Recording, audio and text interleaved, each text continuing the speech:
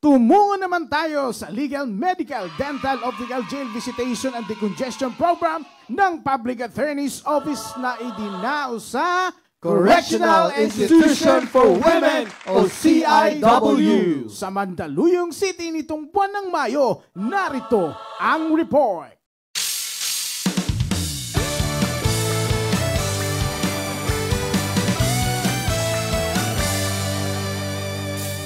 Persida sa puso't isipan ang pangarap sa buhay.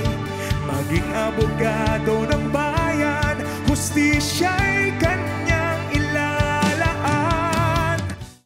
Iba yung inspirasyon at pag-asa ang hatid ng tuloy-tuloy na Legal, Medical, Dental, Optical, Jail Visitation and Decongestion Program ng Public Attorney's Office sa pangunguna ng longest-serving Chief Public Attorney ng Pilipinas, Dr. Persida V. Rueda Acosta, DSD.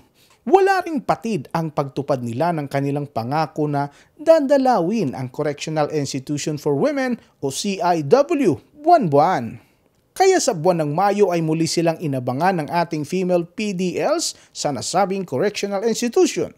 Salamat sa Panginoon at may ngiti, may sigla ang ating mga nagbabakasyon lamang dito sa CIW. Kayo po ay mga bakasyonista lamang. Bakit?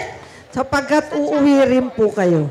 Katuwang pa rin ng ating hepe ang PAO Legal and Medical Team at ang subok ng private partners ng PAO sa programang ito, ang Manila Central University College of Medicine, Dio Campo College of Dentistry at Executive Optical, na mahaging muli ng mga libreng gamot at bitamina para sa ating mga nakapiit na kababayan.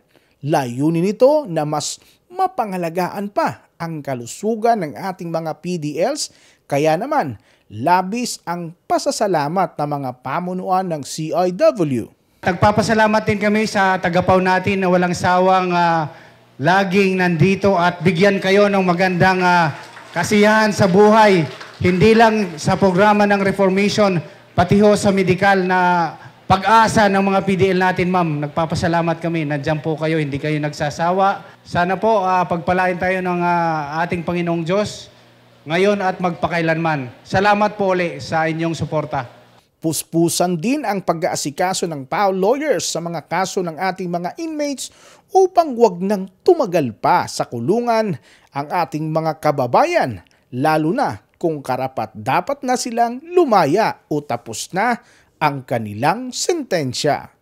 Kaya po yung records officer natin dito, sana po i-apply nyo yung GCTA calculator natin para makalaya, dapat makalaya. May slogan si PAO Chief, as a single second or minute of incarceration na tapos na sentensya ay nakukulong pa ay isang kawalang katarungan. Persida may takot sa Diyos, nagmamalasakit sa kapwa. Persida Acosta, Persida Acosta, nagmamahal. Ako si Gerald Ranyes para sa hashtag #PalaNews. Persida Acosta, hustisya para sa masa, katarungan laban sa kahirapan.